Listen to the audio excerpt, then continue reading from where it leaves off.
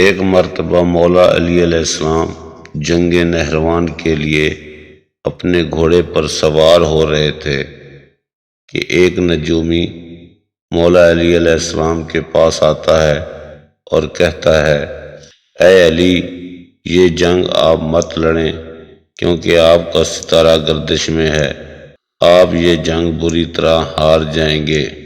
مولا علی علیہ السلام اس کی بات سن کر گھوڑے سے نیچے آ جاتے ہیں اور اس نجومی کو کہتے ہیں، اچھا تم ستاروں کے حال جانتے ہو؟ اس نے کہا، ہاں میرا کام یہی ہے، میں ستاروں کو دیکھ کر انسان کا حال بتا سکتا ہوں، اور آپ کا ستارہ گردش میں ہے، اس لیے آپ کو بتایا کہ آپ یہ جنگ ہار جائیں گے۔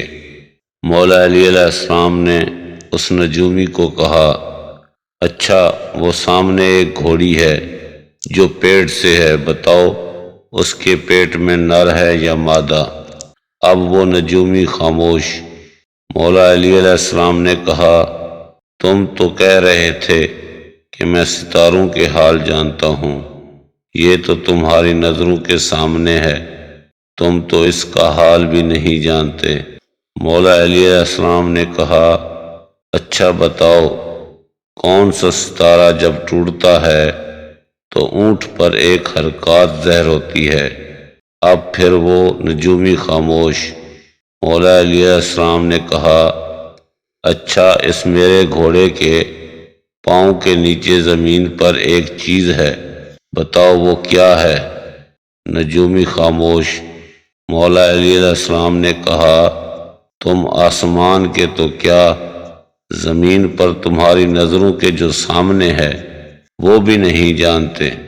سنو اے شخص، میں علی اب تجھے بتاتا ہوں، علی کی زندگی کی سب سے کامیاب یہ جنگ ہوگی، میرے 10 لوگ بھی اس جنگ میں شہید نہیں ہوں گے اور میرے مخالف کے 10 لوگ بھی نہیں بچیں گے۔